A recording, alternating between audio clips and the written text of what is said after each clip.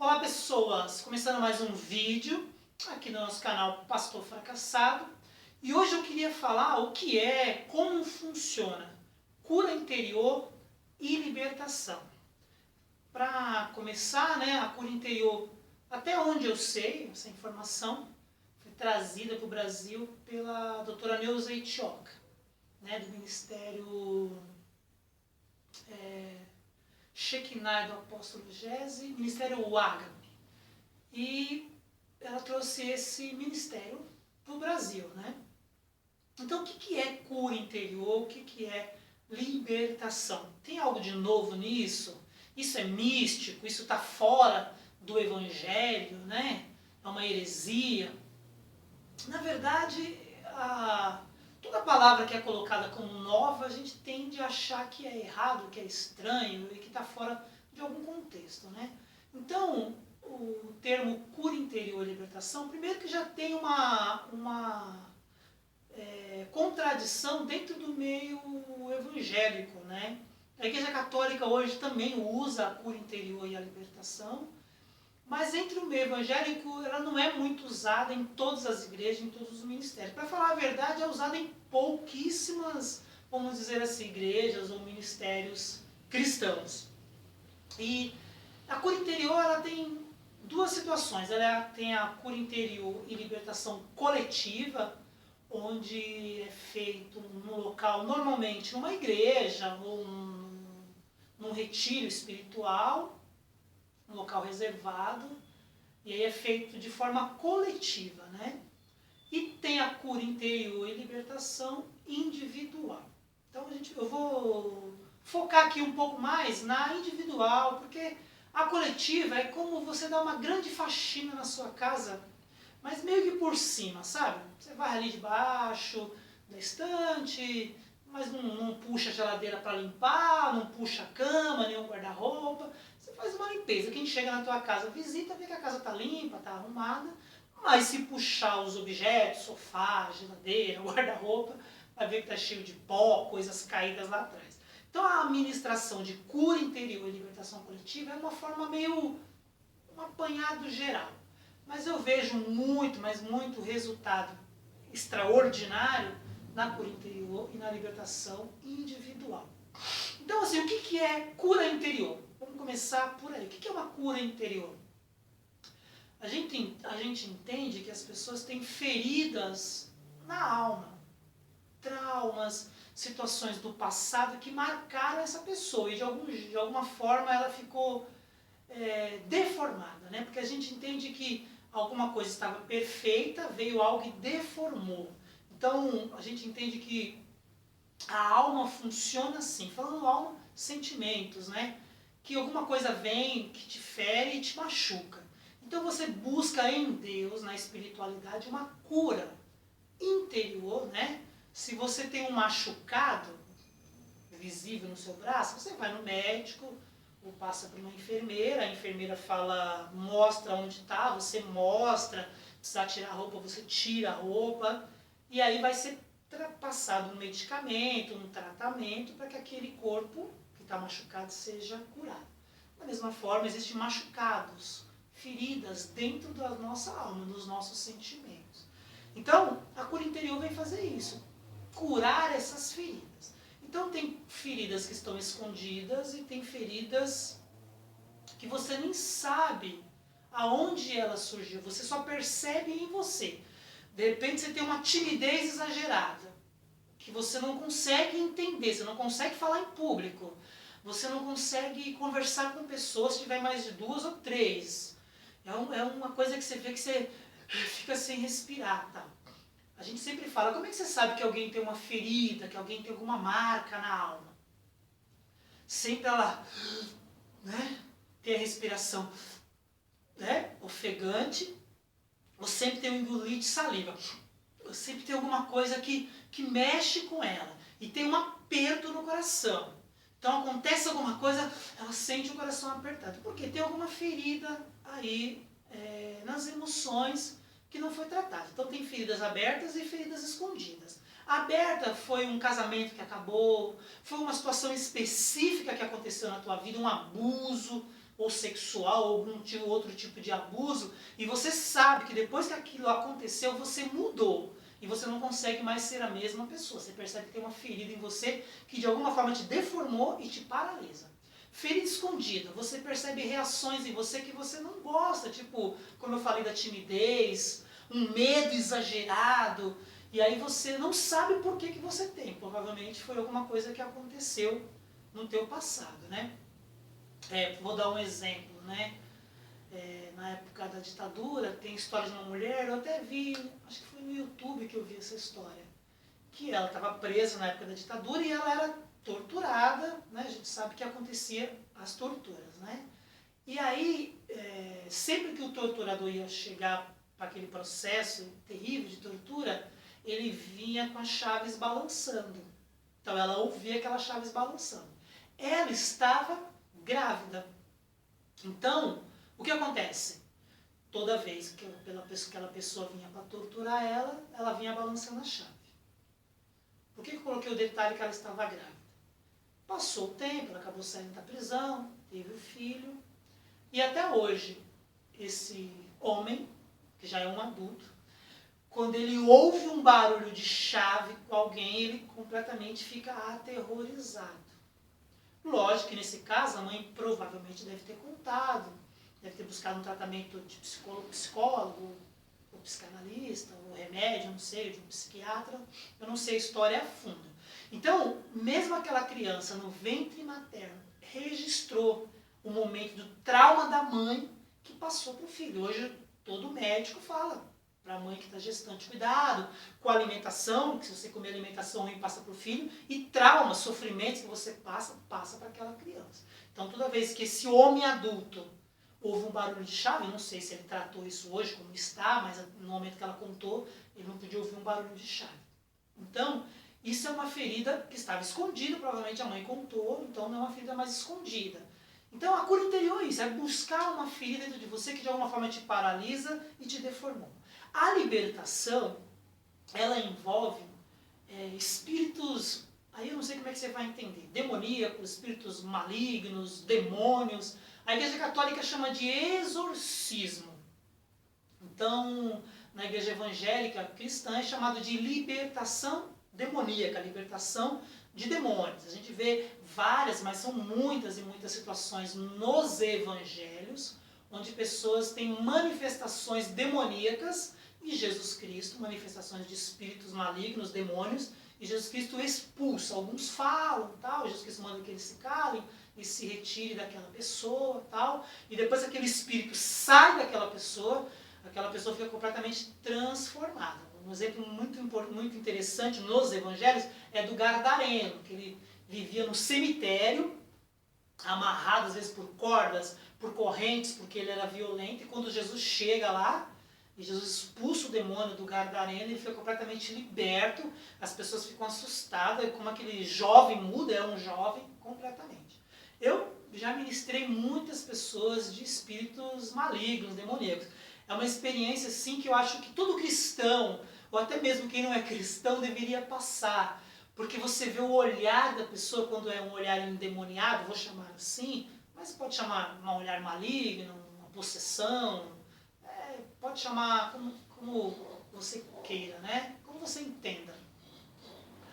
Você sente um frio na sua coluna, um arrepiar na sua coluna, falar um frio na coluna, né? Um arrepio na sua coluna. Você sente o teu coração acelerar e você olha para os olhos da pessoa, você vê um olhar frio. Aquela pessoa não é aquela pessoa, é uma coisa que só quem passou a experiência de estar acompanhando, ou até mesmo, a gente chama ministrar a libertação, na Igreja Católica chama de exorcismo, você percebe, né? Tem até um filme muito interessante, aconselho você a assistir, chama O Ritual, né? É a história de um padre que começa a trabalhar com exorcismo e ele não acredita, porque ele é muito intelectual, quase um ateu praticamente, é padre, e aí ele mostra o desenvolvimento dele. É um filme muito interessante. E eu recomendo para quem quiser entender um pouquinho de forma mais ampla. Tem um livro chamado Porcos na Sala, que é um livro que fala sobre libertação. Então, isso é a cura isso é a libertação, ser liberto de espíritos malignos. E aí, a cura interior e libertação, ela abrange algumas situações. Eu até peguei um papel aqui para eu não esquecer. Então, assim, a primeira parte, quando você vai ministrar a cura interior e libertação, tanto coletiva, tanto individualmente. A primeira parte é a consagração do corpo. Então a gente tem os 5 sentidos, a visão, a audição, né, o paladar, o olfato e o tato.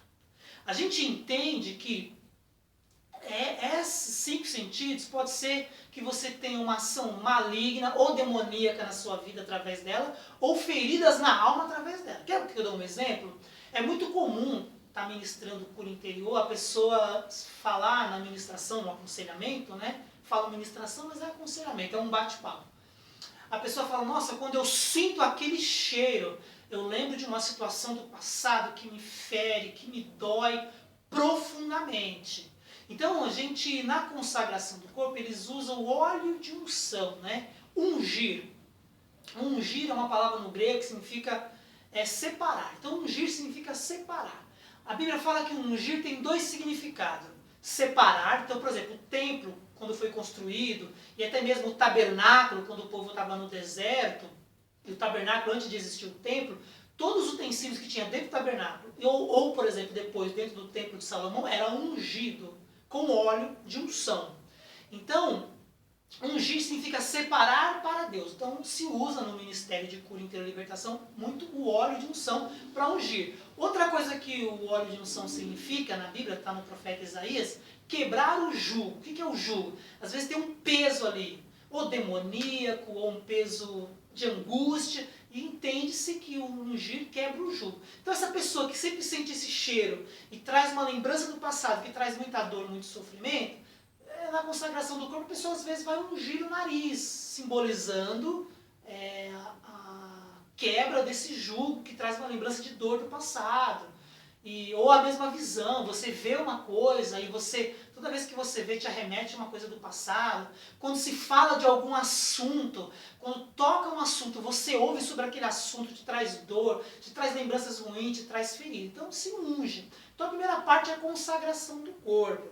O apóstolo Paulo em Coríntios fala que nós somos templo do Espírito Santo. O apóstolo Pedro usa que nós somos tabernáculo. Então, até o apóstolo Paulo tem uma frase dura, né? Ele fala, se eu não cuidar do templo do Espírito Santo, que é o meu corpo, Deus vai destruir o templo, que é o meu corpo. Tá? Então, assim, no Velho Testamento tinha um templo, né? Onde tinha o Santo dos Santos, só entrava o sumo sacerdote uma vez por ano, o lugar santo, que entrava os sacerdotes, e o átrio. Então é o corpo, a alma e o espírito, é um simbolismo tal, não vou entrar muito no mérito para não ficar muito longo o vídeo. Então a gente entende como o templo do espírito, nós temos que ungir o templo do espírito. Então essa é a primeira parte na administração, tanto coletiva, na administração individual. Lógico que na individual você vai no detalhe, a pessoa fala, poxa, quando eu ouço sobre esse assunto, quando eu sinto um cheiro, então você vai especificamente. Na coletiva é mais amplo, porque tem muitas pessoas, é para atingir pessoas. De repente você não tem nada na sua visão, na sua audição, no seu olfato que te incomode ou que te marque, mas é feito coletivamente para que todos, de uma certa forma, sejam alcançados. Então na individual é mais específico e detalhado. A outra coisa depois chama renúncia e quebra de vínculos, que entra na parte de libertação.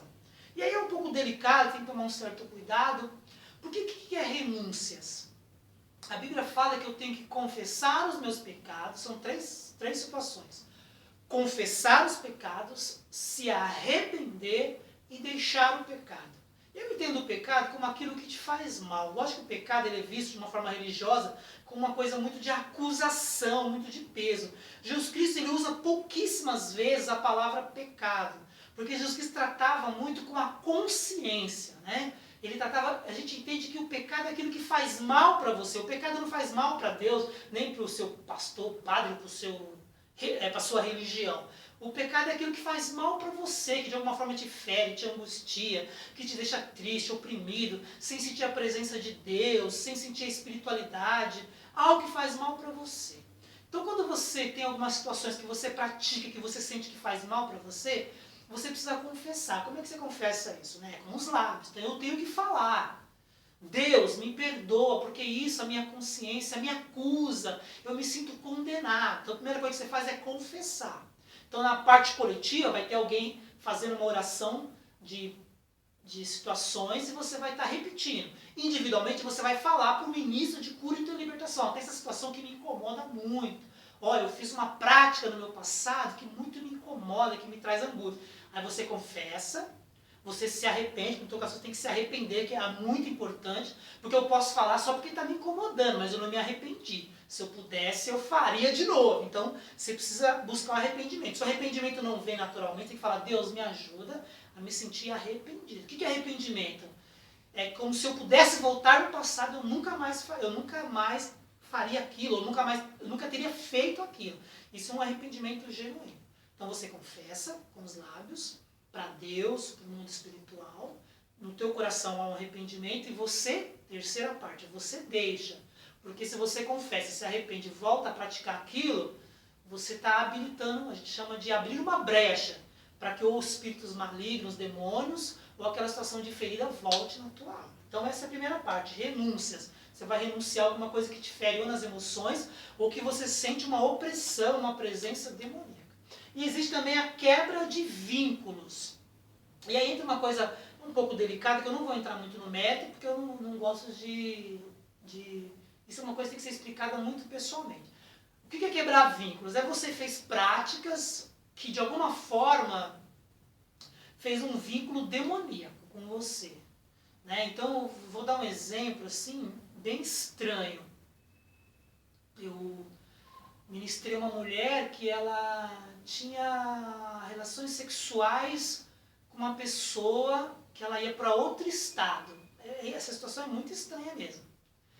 Mas ela sentia que aquela pessoa que ela tinha relação sexual tinha uma presença muito maligna, muito demoníaca. Ela sentia isso. Mas ela sentia uma atração tão forte que ela queria ir para ficar com aquela pessoa. E ela sentia que o sexo ali, a pessoa se relacionava com ela várias horas sem parar. E aí ela voltava para a cidade dela, que era aqui em São Paulo e tal. E ela falou que ela sentiu um objeto dentro do corpo dela, como se fosse um objeto, ela não sabia. E a gente conversando com ela, ministrando por interior, ela falava, eu sinto esse objeto aqui e tal. Eu não vou falar que parte do corpo que estava, que é um pouco constrangedor, um pouco delicado, e eu acho que não precisa, mas era uma coisa que ela via dentro de uma parte do corpo dela. E aí e ela falava que impedia ela de ter relações sexuais e tal. Era uma coisa muito estranha, mas era física que ela sentia. Um objeto, como se fosse um objeto, uma parte dentro do corpo dela, de forma palpável. E aí, conversando, ela trouxe a situação dessa pessoa, e aí ele veio ela quebrar o vínculo, pedir perdão a Deus, tal, por esse relacionamento, tal, não sei o que, não sei o que. E todas as práticas que ela fez com ele, tal, não sei o que. Foi impressionante. Depois que a gente fez a oração, e ela pedindo perdão, renunciando, quebrando vínculos, tal, não sei o que, se arrependendo, tudo, ela fala que aquilo sumiu instantaneamente do corpo dela. Então isso é quebrar vínculos. Às vezes você fez um vínculo no passado e que de alguma forma habilitou uma situação maligna e ela sentiu uma presença maligna, demoníaca dentro dela. Então isso é a parte de libertação. Renúncia, esse exemplo que eu dei, quebra de vínculos. Aí entra uma outra coisa que mexe com cura interior, que são a cura das lembranças. E aí deu muita polêmica quando trouxe essa parte da cura interior, que chamava cura das lembranças. Por quê? Porque muitos falavam, isso é regressão, é voltar no passado, tal. Então teve muita polêmica, tal. Por quê? Uma das partes da cura das lembranças, que se ministrava, por exemplo, coletivamente, chamava oração do ventre. Que oração era essa? Todo mundo ficava de cabeça baixa, lógico que tem um pouco de indução aí, está sendo induzido, não tem como negar isso, mas era feito assim. Muitos ministérios não praticam mais, porque deu muito problema, muita polêmica, mas eu já vi pessoas gritarem de dor na alma, é muito interessante, né? Então as pessoas abaixavam a cabeça, fechavam os olhos, todo mundo ficava em silêncio, se tocava uma música ou ficava só o teclado e a pessoa fazia uma oração, que era o período que você, né? Lógico que a nossa consciência não lembra, que você estava dentro do ventre da sua mãe. E eu já ouvi pessoas uivarem, gritando de dor. Por quê? Porque a pessoa começava a fazer uma oração como se você, naquele momento ali, estivesse dentro do ventre da sua mãe. Então, todo o período que, se possível, se aconteceu da tua mãe ter ficado com trauma, com ferida, com situações, se sua mãe te rejeitou, se sua mãe pensou em abortar você. Eu lembro de uma situação que me marcou muito. A pessoa que estava ministrando na igreja, era uma ministração coletiva, foi até lá no Shekinah, na igreja chamada Lugar Forte, na Praça da Árvore. E o ministro lá, não lembro se era uma mulher, acho que era uma mulher, ela falava: quando você estava nascendo e colocaram aquela fórceps lá, gelada em você, e aquilo te agrediu, foi como uma violência. Eu lembro que uma pessoa estava do meu lado, ela gritava, ela uivava de dor, como se ela estivesse revivendo aquele momento. Assim, muitas experiências assim, eles oram falando, se você passou por rejeição, tal, a pessoa chora, mas chora assim copiosamente, é uma coisa assim impressionante. Poucos ministérios fazem isso porque dá um pouco de polêmica, tá voltando no ventre, como é que é isso, tal. Mas já se sabe hoje que nós temos marcas, até o exemplo que eu dei da mulher que foi torturada no ventre, né? Ela foi torturada, estava grávida, eu vi o barulho de chave, aquela criança que virou adulto, ouve o barulho de chave e tem um trauma. Então, realmente, as marcas, os dores que a mãe teve na gestação, passam para o filho. Muitas vezes você tem algum sentimento ruim dentro de você, aí uma rejeição, por exemplo. Por que eu me sinto rejeitado? Por que eu fico mendigando para ser amado pelas pessoas? As pessoas me rejeitam. É que você foi rejeitado às vezes por um período. De repente sua mãe te ama hoje incondicionalmente, mas a gravidez veio num momento difícil, delicado, e em algum momento ela te rejeitou, né? Se entende espiritualmente como se uma presença maligna entrasse ali, porque houve uma rejeição. Então essa é chamada na parte de cura interior, cura das lembranças. Depois vem um outro tema, que esse também dá muito a polêmica, chama quebra de maldição. E as pessoas falam, não, quem está em Cristo é nova criatura, as coisas velhas se passaram, tudo se fez novo. Mas a Bíblia, pra você ter ideia, tem mais de 200 vezes a palavra maldição, mais de 200 vezes. Então, não é um tema que é esporádico na Bíblia, ele é muito falado dentro da Bíblia, maldição. E aí, quando eu ministrava muito em igreja, eu costumava falar, para você que acha que quebra de maldição, eu estou em Cristo, não tenho maldição na minha vida, eu sempre falava assim, presta atenção na sua vida, na vida dos seus pais, dos seus irmãos, parentes próximos, familiares, se tem coisas que se repetem. Aí, para não ter muitos problemas, isso aqui, quebra de maldição, como assim? Eu estou em Jesus Cristo, eu sou evangélico e tal, que eu ministrava só no meio evangélico, nunca ministrei no meio católico, né? Eu falava assim, na minha família, na parte do meu pai são 9 irmãos, né? 8 irmãos e uma irmã. Dos 9, 8 eram divorciados. Aí eu falo, eu me divorciei uma vez, o meu irmão, o mais velho, divorciou, teve outro irmão que divorciou, mas acabou voltando, separou, acabou voltando. Então assim, a gente percebe um mal que se repete. É um monte de mulher estéril que não consegue engravidar na família. A gente vê muito no caso das mulheres de Abraão, Isaac e Jacó. Tanto Sara, que era mulher de Abraão, Rebeca, que era mulher de Isaac, e Raquel, que era mulher de Jacó, as 3 eram estéreis. A gente fala que é uma maldição espiritual. E aí os 3 oraram e, vamos dizer assim, quebrou essa maldição. As 3, tanto a Sara, tanto a Rebeca e a Raquel, e engravidar, mas você viu uma maldição espiritual que elas, vamos dizer assim, quebraram espiritualmente. Então perceba na tua família que tem um mal aí que se repete, né?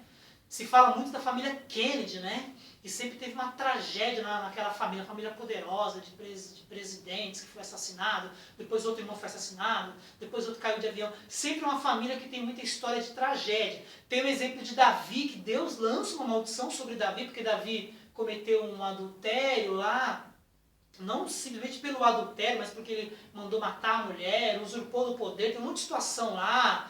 E aí Deus fala, o que você fez em oculto, vou fazer Israel ficar sabendo, como você usou da espada, a espada não vai se apartar da tua casa. E aí você vê na família dele, né? Irmão estuprando irmã, que é Amon estuprando Tamar. Depois Absalão assassina Amon, depois Absalão tenta tomar o trono do rei Davi, que era o pai dele, ele é assassinado, filho. Depois Salomão toma o trono e assassina Adonias. Uma casa maldita. Davi é um homem segundo o coração de Deus, mas tem uma casa de maldição. Ele fala no Salmo 91, praga alguma, maldição alguma chega na minha casa. se fizer do Senhor a sua habitação. E Davi, por algum momento, não fez de Deus, vamos dizer assim, a habitação. E a casa de Davi foi uma casa com maldição. Então a gente percebe que é um mal que se repete. Olha para a sua família, vê se tem alguma coisa que você percebe que se repete com você, com seus irmãos, repetiu com seus pais, com os avós, com os parentes próximos. A gente entende que você pode orar a Deus e falar: Deus, quebra essa maldição aí e tal, né? E a última, que é oração de guerra. A Bíblia fala muito de, alguns chamam de batalha espiritual, é uma guerra espiritual. Alguns cristãos têm dificuldade de entender isso, mas a Bíblia fala muito, né? Deus, um dos nomes de Deus, é Senhor dos exércitos, né? O apóstolo Paulo, ele fala da armadura de Deus, e ele usa a armadura de um soldado romano. Então ele fala que tem o capacete da salvação, o escudo da fé, a espada do Espírito, a couraça da justiça, as sandálias da preparação do Evangelho da paz. Então ele fala de uma armadura, porque ele fala: a nossa luta, a nossa guerra não é contra carne e sangue, não é contra as pessoas, não é contra a sua família. E quando ele fala isso, ele está falando isso por quê? Porque ele fala: a nossa guerra, a nossa luta é contra principados. A gente entende que existe uma hierarquia de demônios. Tanto como existe de anjos da parte de Deus, né? Querubim, serafim, arcanjos e anjos. Assim também existe da parte, vamos dizer, de Satanás. Então são principados, depois são potestades, dominadores e espíritos que atuam nas regiões celestes. Então existe uma hierarquia de demônios, né? Uns com mais poderes que outros. Por isso que o apóstolo Paulo fala que você tem que revestir a armadura de Deus. Ele pega essa armadura que ele dá como exemplo, é a armadura dos soldados romanos, que ele deve ter olhado ali e fez essa simbologia. O apóstolo Pedro fala: nós temos um adversário. Ele fala: o nosso adversário é o diabo. E aí ele fala que anda ao derredor. Por que a gente fala que ele anda ao derredor? Porque a gente entende que ao redor de nós, isso é para quem tem fé cristã, está os anjos de Deus. E ao derredor, como se fosse um espaço mais distante, os demônios. Só que o apóstolo Pedro fala assim: sede sóbrio, ou seja, não seja embriagado. Muitas vezes nós estamos embriagados no entendimento, a gente não entende as coisas espirituais. Tem coisas que você guerreia espiritualmente. Não é que você fala: ai meu Deus, tem dó de mim, misericórdia de mim. É uma coisa que você recebeu de Deus a autoridade. Por isso que Jesus Cristo fala: eu vos dou, né, a autoridade para pisar em serpentes e escorpiões. Ele não está mandando você pisar nesses animais, né, nesses bichos. Serpentes e escorpiões simboliza Satanás e seus demônios. Então, te dou autoridade. Então, você tem que usar dessa autoridade. Por quê? Sede sóbrio. Ou seja, sede sóbrio. Seja vigilante, né? Não seja embriagado na sua falta de entendimento. Seja vigilante. Por isso que Jesus Cristo fala: vigia e ora. Muitas vezes a pessoa ora, mas não vigia. E aí ele fala: sede sóbrio, não seja embriagado no entendimento, nas coisas como funciona o mundo espiritual. Seja vigilante, ou seja, um vigia numa empresa que fica cuidando, ele não pode dormir. Ele tem que estar vigiando para que o ladrão não venha. Porque o vosso adversário anda ao derredor. Então ele está ao derredor ali, meio que buscando um espaço, uma brecha. A gente usa essa gíria chamada brecha, uma brecha para entrar. Sede sóbrio, vigilante, o vosso adversário procura uma brecha para entrar. E ele fica ao seu derredor rugindo como um leão. Você sabe que quem caça é a leoa. Então quem caça é a leoa. Então qual que é a estratégia do diabo simbolizando o leão? Quem caça é a leoa, mas nada impede o leão de rugir. Então você está numa situação de medo, ouvindo um rugido do lado direito, o que você faz? Você corre para o lado esquerdo seu. E nessa que você corre pelo medo, pelo pavor, pela angústia, sem sabedoria, sem discernimento, sem entender as coisas, o que acontece? Você é tragado pelo diabo. E aí você vê situações ruins na sua vida. Por isso que ele fala: seja sóbrio, vigilante, você tem um inimigo, você tem um adversário, você está numa guerra, e esse inimigo anda ao seu derredor, mas fica tranquilo que ao seu redor estão os anjos de Deus. Mas se você abrir uma brecha, se ele rugir e você tiver medo, o que é medo? Medo é fé no lugar errado, medo é a falta de fé em Deus. Você pode ter medo, mas você fala: Deus, estou com medo, me ajuda, fica na presença de Deus. Então a oração de guerra não é você ficar: sai demônio, expulso daqui, expulso dali. É você ter comunhão com Deus e você muitas vezes acordar né? Eu sempre falo assim, ninguém vai dormir e acorda com depressão. E não estou falando que depressão é demoníaca, eu não estou entrando nesse mérito mesmo. Mas muitas vezes que eu já conversei com pessoas que tinham depressão e passaram por libertação e por cura interior, a pessoa sempre fala, um dia eu acordei com um sentimento estranho, com um sentimento esquisito, uma coisa maligna, eu não sei explicar. Mas fui trabalhar, fui seguindo a minha vida, tal. Passou-se um tempo, às vezes 6 meses, 1 ano, a pessoa se viu em depressão, de cama, sem vontade de ver, querendo se matar, querendo morrer. Então eu sempre falo, aquele sentimento esquisito que você acordou de manhã, uma sensação estranha, que você não sabe explicar, repreende. Deus, essa situação aqui é maligna, é ruim, eu repreendo em nome de Jesus. Senhor, se tem algum mal aqui, uma situação espiritual, eu repreendo em nome de Jesus. Né? Lógico que estou pegando situações que parecem abstratas, mas tem situações que eu já falei, concretas, de você ver manifestação demoníacas. Né? Então, a cura interior e a libertação, nada mais é isso do que eu falei. Não tem nada de místico, é uma situação espiritual, né? Jesus sempre tratou com feridas das pessoas, né? Quando ele está conversando com a mulher samaritana no poço lá, o que ele fala para ela? Vai e chama seu marido e vem cá. Porque a mulher estava meio que tirando um barato da cara dele, né? Que ela fala, eu quero te dar uma água viva. E eles estavam num poço e a mulher fala, Jesus, mas o poço é fundo, como é que você tem água para me dar? Vamos dizer hoje, né, na gíria, tirando um barato da cara de Jesus. Jesus tocou na ferida dela, quis curar ela. Então tá bom, chama teu marido e vem cá. Aí a mulher toma um choque, se abala. Por quê? Porque ela fala, eu não tenho marido, Senhor. Aí Jesus fala, você teve 5 maridos, esse que você está com ele agora não é seu marido. Aí ela fala, vejo que você é profeta. Então isso é mexer na ferida. Então, ou a situação do Gardareno, expulsar demônio mesmo daquele jovem. Então assim, a cura interior e a libertação tem que andar junto. Porque muitas vezes você expulsa um demônio de uma pessoa, mas você tem feridas na alma que não foi curada ou tratadas, o que acontece é que aquele espírito maligno volta. Os dois têm que andar juntos. Então foi só um breve resumo do que é cura interior e libertação e que você possa entender. Existe o Ministério Shekinah, do apóstolo Gese, e existe o Ministério Ágape, Reconciliação, se não me engano, da Neuza Itioca. De repente, se você quiser buscar a cura interior para você, entra na internet, é que você vai achar o site, a igreja deles. Tá bom? Deus te abençoe.